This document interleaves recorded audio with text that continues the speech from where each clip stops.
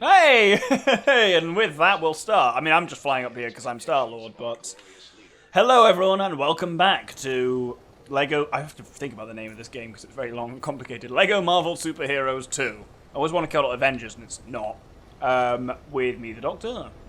And of course, me, the Bard. Good to have you back, viewership. So we're trying to work our way up to this airship. I don't know if it is Claw's, but I think it has him on it. And we're still after him. I think he stole vibranium from someone, as is that seems to be the thing that he does. Is yeah, and we're in like an alternate universe where Claw is joined by a Hydra consortium, which is actually kind of cool. Like from MCU canon perspective, like Hydra's a fun villain. So yeah, are they? Are they not just Nazis? Yeah. Yeah. I can't dispute that. They are basically just Nazis. But that. But let's face it, like, Nazis are the world's action hero punching bag. Like, no one will be offended if you fight Nazis. That is true, yeah. It's problematic if your villains are, like, Arabic, or if your villains are Eastern European, but, like, Nazis, everyone loves to punch Nazis. Yeah, and everyone it's generally agreed that they are bad. Yes, exactly so. So, yeah, it seems to be, like, Hydra, alias the Nazis, like the Nazis who were too Nazi to Nazi. Yeah, because have joined forces with Ulysses Claw. We're trying to stop them. So, for once, Doctor, like Hugo Weaving was kicked out of the Nazi Party for being too Nazi. By which I mean Red Skull, not actually Hugo Weaving. From everything I understand, he's a really nice person. Yeah. How do we feel about like the first Captain America movie? I remember enjoying it. I think I've only seen it once, which was close to when it came out, but. I've seen it a few times, and I really like it. Especially Hugo Weaving's a really good villain. Hugo Weaving. Point me to a bad performance Hugo Weaving has done ever, quite frankly.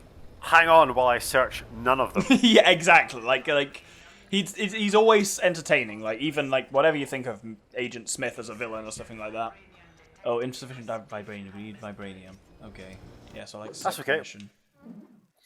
Cool. We need to find 10 bits of vibranium. Oh, Jesus Christ. Okay, so maybe your viewership doesn't know this, but we've got a little mini-map in the bottom left of our screen, so we can track the vibranium. Unfortunately, it doesn't have a height axis on it. But I'm assuming it's all going to be in the city.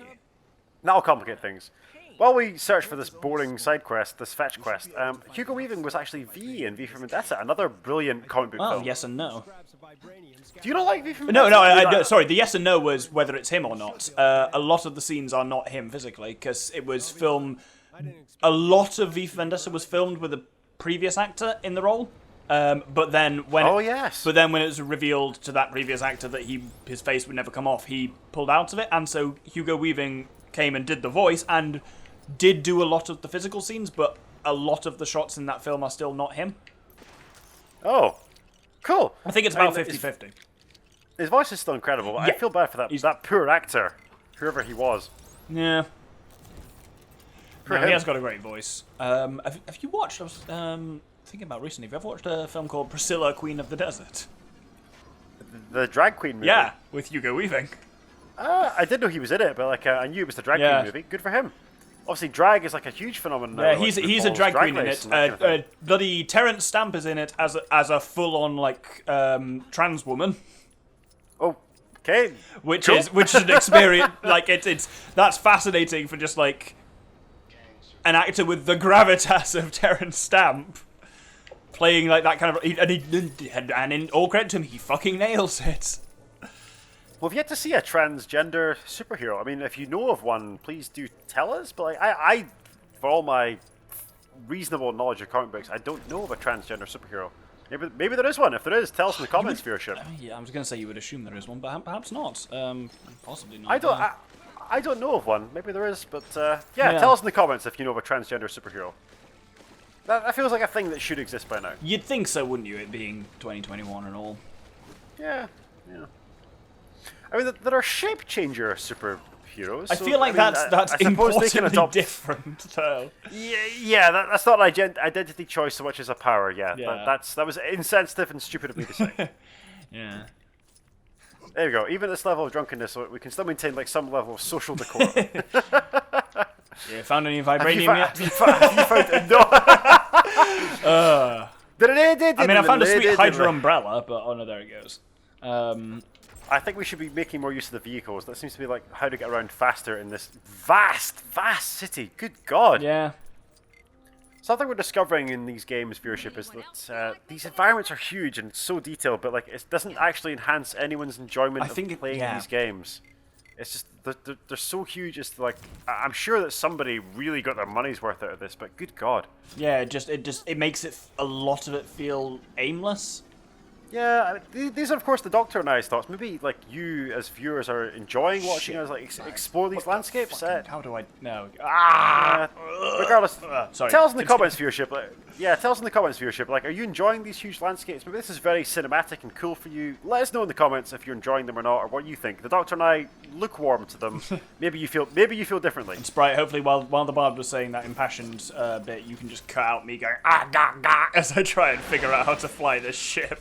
Oh, I really hope that's still there. It seems we can't beat up the civilians. Like Black Panther using all his kung fu to like maul this guy and doing absolutely no damage. No. Oh, incremental weather, because that's what this game needed, not an objective marker, but incremental weather. I mean, we've got objective markers, but the issue is that they're bollocks. Oh, can you fly as Captain Marvel? Wait, so I don't know. She's gone, so we'll never know. You can change character, by the way. Just press and hold Y, and then just choose character. So we can be any character. Okay. I mean, yeah, Strange can fly. Let's just pick characters who can fly. Yeah. That will maybe like speed things up. I mean, I have been flying around as Star-Lord, and it hasn't helped. I can be the Presence. No way! And he's got his stupid, dumb floating chair. Our arch nemesis, the Presence. Good Lord.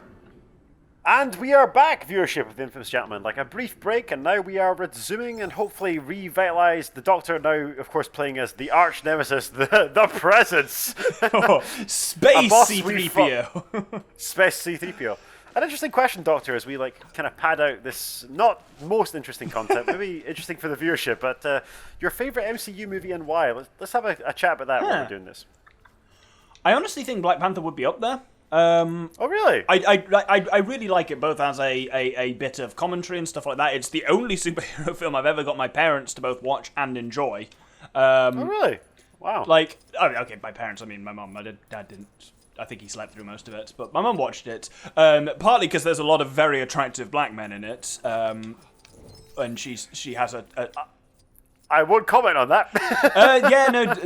Basically, my dad, when they were younger, my dad essentially tricked my mum into seeing Star Wars because Billy D. Williams was in it. And my mum was like, "Yes, I will see this." So. We looked this up at the time when we rewatched, of course, the start of this year, all the Star Wars movies, and Billy D. Williams was like a lot older than you would have thought when he appeared in Star Wars. Still good looking though. Very good looking man. And basically, if you direct your attention to my side of the screen viewership, you found a bit of vibranium. No, there's a weird. Of course not. But there's a weird Kang as a land girl poster, which is just all manner of disturbing. This is indeed a disturbing universe. Someone has gone overboard. Sorry, continue. But yeah, I basically. So my parents are not at all fans of superhero stuff, like even remotely. But I basically pitched it to my parents, saying like, it's not a superhero film. It is basically just, in a lot of ways, it's just a film about social stuff that happens to include superheroes. And my mum really liked it for that. But also, it is a nice looking film. It's got a lot of good action stuff in it. I do, like, don't get me wrong, I really like, and I'd say probably tied with Black Panther is The Winter Soldier. Both good movies, actually. I'm aware that you are not a fan. Correct me if I'm wrong, but I believe you're not a fan of the Winter Soldier as a character. Not as a character. Like I like the Winter Soldier film; it's very good. But not a fan of him as a character. I thought we'd return to this though. That this is like something I figured would come up when we discussed it. Like the best superhero films are like superhero films that strive to be something in addition to being a superhero movie. So, again, like, the Black Panther is a superhero movie, but also a social commentary. The Winter Soldier is a superhero movie, but simultaneously a spy thriller. Yeah.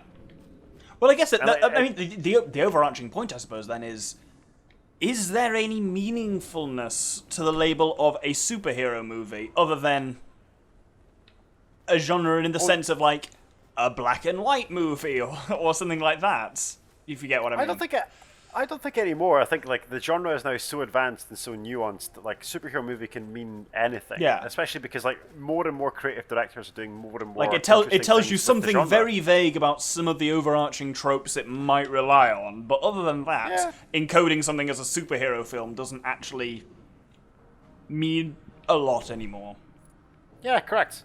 I absolutely agree, Doctor. It's a very astute and intelligent analysis.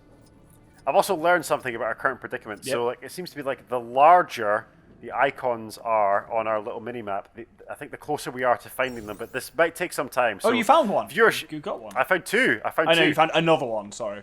Yeah. So, like, hang on. You see on your mini map, see how those icons are very small. Yep. The larger the icons grow, like you're closer and closer to them. Okay. All the ones I've found so far have been on ground level. You're right. And as I fall down, this one is getting bigger and bigger. And there it is. Nope. We'll keep this interesting. There it is. It's there. I found it. Haha. The presents victorious again. Right. Actually, that size thing does help you. Oh, even smarter.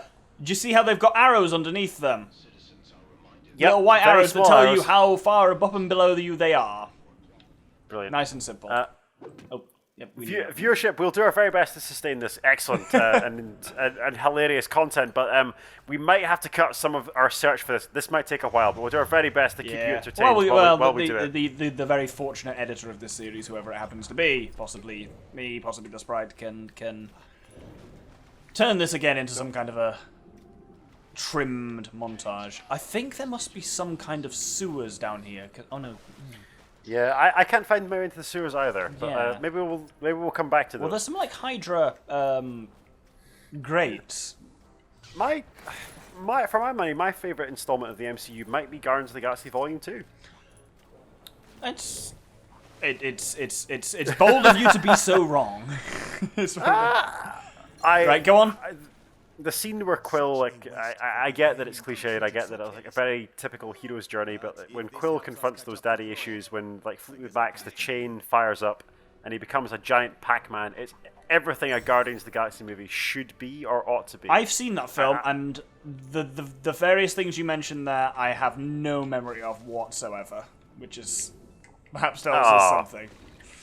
I don't remember The Chain being in it, and I love that song. I don't remember the Pac-Man turning into nope. No, okay. Well, maybe go back and give it another go is what I would perhaps advise. But I really like Guardians Volume 2. I'm trying to think of like other MC movies you really enjoy. Then, like, try and spark my memory. Convince me I'm wrong. I mean, Guardians 1 I quite liked because I didn't. I love Guardians 1. I went into Guardians 1 with just like I mean, okay. As you will know, I'm not like a huge comic book person. I'm not. It's just not something I'm that familiar with. That's fair. That's I think I perfectly found fine. my way into the sewers. I have found my way into the sewers. Oh, here we go. I'm glad someone has. But yeah, like I'm not that familiar with like comic stuff, but I knew about like Captain America, Iron Man, and that kind of thing, and so the Avengers stuff was kind of a known quantity to me to some extent. Guardians of the Galaxy, when that was announced, I was like, I literally have no idea like what this is. I've never heard of the Guardians of the Galaxy in any way, and I went into it with no expectations, and I really enjoyed it. And I really like the first Guardians movie. It's a very, very good film. yeah, and it's got what's his name in it, who's really good. The pie maker from Pushing Daisies, who's also in The Hobbit. Hey, we've got them. That's 10 out of 10. I guess we fly back up to this. And I think I got a grand total of 1, perhaps 2 of them. So. I'm carrying the series in more ways than one. No, Lee Pace. Lee Pace as Ronan the Accuser was. I always like him in things, even if that was. He's not a great role. Ronan the Accuser is not a good villain. No, not at all. And basically, so have you ever watched a series called Pushing Daisies? I haven't. So Lee Pace is the main guy. Life After Death series, right? Yeah. So basically, Lee Pace is like an awkward person who has the ability to bring the dead back to life briefly and under certain very specific conditions, and uses this to like solve crimes. And he's this like kind of like shuffly, socially awkward person, and it's quite amusing. And then in like the same year, he suddenly goes from that to turning up in films as Ronan the Accuser, and Thranduil in The Hobbit. But to say he's like Legolas's dad. Yeah. And it's like, these are in just the two Hobbit movie. bafflingly different roles to what I'm used to. What I knew it from was like, oh my god, that's the pie maker. He's Ronan, and he's Thranduil now. What the fuck? He's also massive. He's like 6'6" or something absurd. He's a big, handsome man. I knew that about him. I mean, like, if you've seen him in anything, like, clearly he's a big, handsome man. Yeah, anyone who's cast as any elf person tends to be on the taller and the handsome side. Yeah, or anyone who's cast as a superhero. Maybe it speaks to, like, this bizarre kind of cultural expectation that our heroes are astonishingly attractive. Like, it's very weird that we have that assumption. I mean, that's not just heroes, but I suppose people in films as well. But, like, this was the whole issue with Hermione in Harry Potter, that a lot of people complained, saying that they made her too pretty. I mean, partly you wouldn't have. No one knew how Emma Watson was going to turn out, and that's always the issue with stuff where you hire child actors and then stick with them for 8 years. I always kind of like they locked out massively that all of the Harry Potter actors and actresses became at least passably good looking enough to be in movies. Yeah, that could have gone bad. I mean, Daniel Radcliffe's a decent-looking man. Emma Watson is astonishingly attractive, and Rupert Grint is, like, not bad. I was curious where you're gonna. And Rupert Grint is also an actor. Yeah. But again, like, we come back to like the casting in the MCU, where like even characters like Wolverine, like characters like who are notoriously Peter Parker is notoriously unattractive. Yeah, but the reality is that you're not going to cast someone as notoriously unattractive in a film. Really, that doesn't hugely happen. Yeah, Stan Lee's interviewed about this, where like he gives Peter Parker every conceivable social problem. Like he has no money, he has pimples, like he's a bully victim. Like Peter Parker is like the least desirable person you would ever want to be, but yet he's still Spider-Man. That's the whole point of his character. Yeah, am I correct in saying as well that I think I've heard this before, that basically Stan Lee, more than any other character, modelled Peter Parker kind of off himself? Oh yeah, definitely. It was one of his first characters that he personally created, and there's that iconic cover where... So, hey, fun fact about Spider-Man, he didn't actually appear in his own comic book at first. He was like a guest star in the Fantastic Four. Huh. And it became so popular they did his own like series. Amazing Spider-Man. Yeah, exactly. But yeah, very much like Lee has openly said that Spider-Man has massively modelled himself as a teenager, which is kind of cool. I don't begrudge him that. Again, Peter Parker, he has acne. I mean, when you've created as many characters as someone like Stan Lee has, it's hard to not have at least a couple of them who are modelled off yourself, and even in some way, because I think that's basically just to a certain extent how writing works. That it's hard to not encode that in some way. Definitely. So I did my dissertation in creative writing, and one of the best bits of advice I ever got was like when you start off writing like something that you want to be read by other people for the first time, begin with what you know. Yeah. So either you know you as a character, exactly. Write about your own experiences. Write about people you know in a fictionalized format. That's how you get started writing for an actual audience. Yeah. Which Stan Lee is a young editor, can't begrudge him that. Yeah. We don't have Spider-Man with us though. He'd be helpful in this situation. No. There's not a lot of options here, it feels like. Yep. Not for the first time we run into this predicament. I'm trying to think of other like MCU movies that I particularly enjoyed. That I was just like, this was just really, really good. Ant-Man surprised me. I enjoyed Ant-Man much more than I thought I would. Yeah, both of them I'd say. But the Ant-Man. Yeah, the second one perhaps more so because like it's so low stakes. I mean, no one's. If you go back and watch like Ant-Man and the Wasp, no one's life is ever really threatened. Like other than the not villains. Yeah, the not villains who aren't really villainous, they just have like a different perspective than our heroes. But even then, like none of them are threatened to die. Like horrible pain. I mean, one of them is like, dying, but, kind of. But the whole kind of point of that movie is like what they've got to do to try and save her and how they rectify that. Like no one's life is violently ever really threatened. Nor is the world or something like that. Yeah. Yeah, it's like only maybe half a dozen lives at stake at any given time, and even then, when we say lives. They're not going to die necessarily, it's just like their lives will be ruined a little bit. Oh, there's a thing up there. Can we get up to that? Can T'Challa leap to it? Like if he goes it looks like he should, but... Oh, there we go. Like, a man came. That's okay, I'll keep blasting them with my laser guns. Again, Star-Lord's superpower is laser guns. Can I just fly up there and grab it? Also an option, but survey says no. Can Cap throw his shield at it? I tried that. Oh, that's kind of cool with the T'Challa just... Whoa! Eviscerates that man! Oh, that was it. Oh, there we go. That was what we needed to do, apparently, was just wait. So it's been kind of cool to see some of these characters in like alternative settings, and like the environments of this game are infuriatingly complex but nevertheless gorgeous. But the villains have been shit, in a word. Yeah. I'm sure T'Challa can make that jump. Well, he just said we can use Claw's lasers to our advantage, but I don't know how. This airship is actually pretty cool. Yeah, it certainly does. Oh, there we go. Oh. Okay, cool. There's. How did you get there? I think the game glitched, but I'm here now.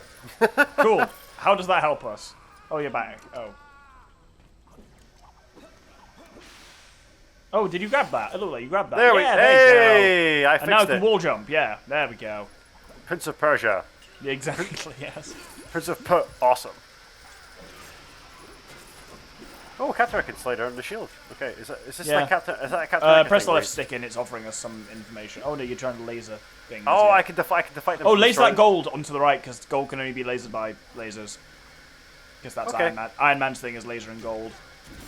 There's a really cool move they actually do often in the comics, but I think several times in the films where like Tony fires Iron Man's repulsor beams into Steve's shield and deflects it around himself, which is pretty rad. Yeah. Which, I mean, totally contradictory to how lasers work, but... It's one of like... You're a scientist, Doctor. I will drink quite a bit right now if you can tell me what this laser actually stands for. Light amplification by stimulated emission of radiation. Well, to your good health, sir. Like, I was about to say everyone knows that. Maybe they don't, but... I've been outdone here. Well done. That was impressive. Hilariously, I know that from the Kirby games. 'Cause it's one of the powers in that, not from any of my science training, because I did biology where lasers... Actually, no, we do have lasers, but... Given that we're playing like an alternate universe game and like Hydra features heavily, so there's a really good one-off comic book series. Like Marvel does a wonderful series of what-if comic books, like Which they are explore... turning into a series at the moment. Oh, really? Yeah. That's kind of cool. They're doing a Disney Plus series of What If. Oh, wow! I didn't know that. That's great news for me. Like I've many of these comic books, and one of the best ones I've ever seen is what if Wolverine was an agent of Hydra, and like he murders everyone. So it's set like an alternative timeline where Wolverine systematically kills every other superhero in the Marvel universe because like he's an immortal, like killing machine. There's a cap thing here, by the way. Oh, cool. Okay. Oh, to deflect lasers or whatever. I don't know. I didn't want to interrupt, but do continue whilst. I think That's it's very bouncing. Oh, yeah, there you go. And I Oh, got on the target. left there.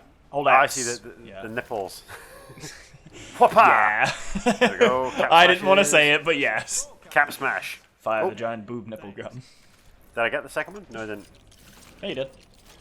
Where are you? How did you get over there? I'm down here. I just fell down. I need T'Challa down here though. Okay, well, I'm doing this first, so... Yeah, go on about the what if. Oh yeah, so basically in this alternate what if scenario, Wolverine kills effectively everybody in the Marvel Cinematic Universe, and like this particular comic follows a mission for Kitty Pryde, so Shadowcat from the X-Men, to confront Wolverine and kill him. And the mission is being led by Captain America in a wheelchair because Wolverine is like cut off his legs. Jesus. It's real dark, and because they've selected Kitty Pryde because they know Wolverine will hesitate to kill her because like she's his protege, and the way she kills him is like by phasing her hand into his brain, and then he cuts off her hand when she solidifies it. Like, Jesus. But he can't heal over it because at a molecular level it's now fused to his head, so the healing factor counts for nothing. Ah. It's very dark because Yeah, Kitty is traumatized, A, that she's lost a hand, and B, that she's had to kill the man who was like a father figure to her. Yeah. A wonderful what-if comic book series, but like unbelievably dark, and a departure from like the kind of current happy-clappy MCU style. Yeah, it's like... I have a really weird thing of just because I'm not a comic person, I always find it weird to think that Marvel stuff and X-Men stuff that have that much overlap. Oh, it can Because get I think of dark Marvel sometimes. and X-Men, which obviously not a correct even way of saying it, but as being really different. Because they are in the films, but obviously that's not the case, but that's all I know. Huge overlap. So there was a prospective Marvel project that might happen in the not distant future. Is like X-Men versus the Avengers. That was a huge comic book series. Yeah. Well, like and a load of X-Men were involved in Civil War in the comics, weren't they? Oh yeah. Yeah.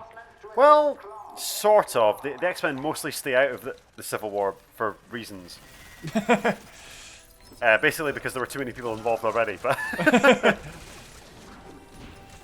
how do you feel about the Civil War issue of like superheroes should be registered versus they should not be registered? I think it's an interesting concept overall. In the films, it's irritating because Tony's the bad guy. Yeah, basically. It still infuriates me how many people like Tony Stark as a character. It's basically like, I'm a problem and I can't handle my own issues, and so everyone needs to be regulated. It's like, do you not realize that maybe it's just you, Tony? It's much more nuanced in the comic books. So Yeah. like in various issues of the Civil War comic book series, like they write articles from the perspective of prominent political figures in the Marvel universe explaining why something is a good idea or not. So one of them is written from like She-Hulk's perspective as a prominent like civil rights lawyer. Yeah. And she's like, this is a violation of very basic human rights and like blah blah blah blah blah.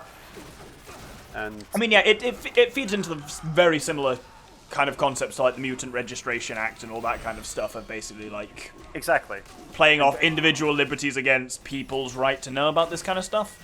Exactly. That's some of the stuff I'd say that The Boys deals with quite interestingly as well. It's about The Boys like introduces this very interesting, well, massively interesting concept like superhero literature, which is the superhero industrial complex. Yes, which that's basically how The Boys was first pitched to me, as you will find this interesting. I was like, yes, I will. Yeah, but if superheroes what if Captain America was horrific? Yeah, if superheroes existed, we would send them to Afghanistan. We would send them to Iraq because why wouldn't we? Yeah. Why would Captain America beat down on street level crime when he could be fighting people who have weapons of mass destruction? Yeah. Allegedly. And that's and they do that really well. That's Baron Zemo. Yeah. That's really cool. I love Baron Zemo. Is that what's his name from Civil War? That is the villain, isn't it? He's just not purple in the film because no one in the Marvel films looks as fucking dumb as they do in the comics. So I think Baron Zemo in the comics, like he's an actual World War II Nazi who lives because of some shenanigans. Yeah.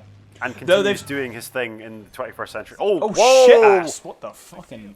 So like I'm aiming the cannons. Okay, I'm aiming also some cannons. Yeah, no, there's so you know how he's... I'm aiming top right. Where are you aiming? That's me shooting. Oh, there you go. Press Y to create screen column. The plane's pilot and gunner. So I'm driving, and that shooting those guns is me. Oh, so we have alternate cannons each. Brilliant. Okay. I think you've got the left and right cannons. I've got the front cannons. Chucks away, old boy. Yeah. Old boy. Yes. Up into the sky. Right. I'm going to tell at this Jetty. point one of my favourite little bits of engineering, which is. Please do. So, do you know what a sync gear is? I have absolutely no idea, but you're going to tell me. Look here at the moment. The guns are firing through the propeller. That makes no sense to me, but like, tell me how that works. Literally, the propeller is linked to the trigger of the guns. Basically, there's two triggers. There is the one that the pilot holds, and then there's a trigger linked to the propeller. And basically, if the pilot is holding the trigger to fire, that doesn't actually fire. What that means is it takes a lock off, which is whenever the propeller is in the right position, it literally is just like every time they rotate, they click, and when they're in the right position, that click fires the guns, which means the bullets firing from behind the propeller cannot possibly hit the propellers because the bullet is only fired at exactly the right part of the propeller's rotation.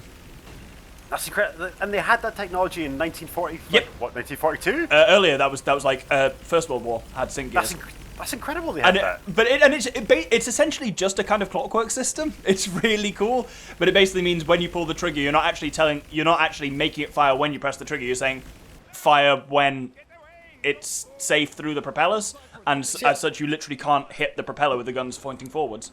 I always assumed that bullets were so fast that regardless of the rotation of the propellers, they were just so quick they would just like make make that jump. There's really good high-speed videos of what happens if you disable the sync gear and fire a machine gun through a propeller of a plane. I mean, knowing that now, I guess you kill the pilot. Well, yeah. It turns out if there's a slight deformation in the shape of the propeller of a plane, the plane has a hard time flying. Those things are precision engineered for a reason. But yeah, sync gears are one of like... It's a really simple concept, but it's just really nicely executed. That's very cool, and a very good explanation, Doctor. Like, I feel I've learned something. They're very cool. That's what I do. Again, like, not for the first time on the channel, I'm gonna, like, urge you to return to, like, academic lecturing at some point, but, like, this level that we've just done, this dogfight, and then fighting off a Hydra agent on the wing of a plane, is really quite cool. This is the thing, like, when this game's working, it's cool. It's just when it's, like, either soft-locking, or it's just like, hey, here's a big area. Go. Yeah. It's its weaker points, I think. The tedious fetch quests are just garbage. Yeah, but I think... This cool, Baron Zebo crashing a biplane into a crowded street, that's just cool. But yeah, they've shown he's coming back looking more like this in an upcoming series on Disney+. Oh, because they're doing... Cool. Basically, when WandaVision finishes, they're starting up with the Falcon and the Winter Soldier. I'm not really looking forward to the Falcon and the Winter Soldier. Well, it's got Zemo in full form, in purple form as the villain. That's got me more interested, but nevertheless, like, neither the Falcon or the Winter Soldier in the MCU interest me at all. They're like astonishingly boring men. Yeah. I mean, I think Anthony Mackie and like Sebastian Stan are like nice enough. Well, Anthony I'd say Mackie Falcon is seems more like a nice interesting guy. than the Winter Soldier. Oh, definitely. Yeah. Like, one of the failings of the MCU for me, we've discussed this, think, in one of the previous things. I won't dwell on it too much, but just Bucky Barnes in the MCU is not interesting to me at all. Anyway, we should probably call a brief halt here because I need to replenish various stocks and take a wee break. Me too. But yes, thank you everyone for watching this Hydra-themed episode. I don't know if this will be the same one as when we were looking for the Vibranium, but probably will. But thank you everyone for watching. We hope that you are still finding this interesting. We are, by and large, I think we have moments where we deviate from finding this game fun, but overall it's... I mean, we're still here after 4.5 hours, so it can't be that bad. But thank you for persevering with us.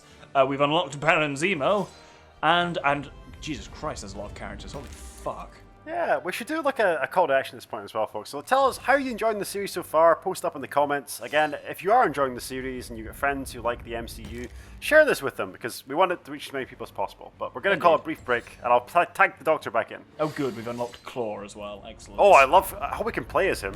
I mean, yeah, well, you can turn into anyone when you're going around Chronopolis, so Tactical Force as well, whoever that is. Oh, wow, I want to play as, like, Doc Ock. Anyway, I'll let you do the outro, Doctor. Well, I mean, I've kind of done the outro, so... Thanks. Bye. Excelsior! Thank you for watching, and we'll see you next time.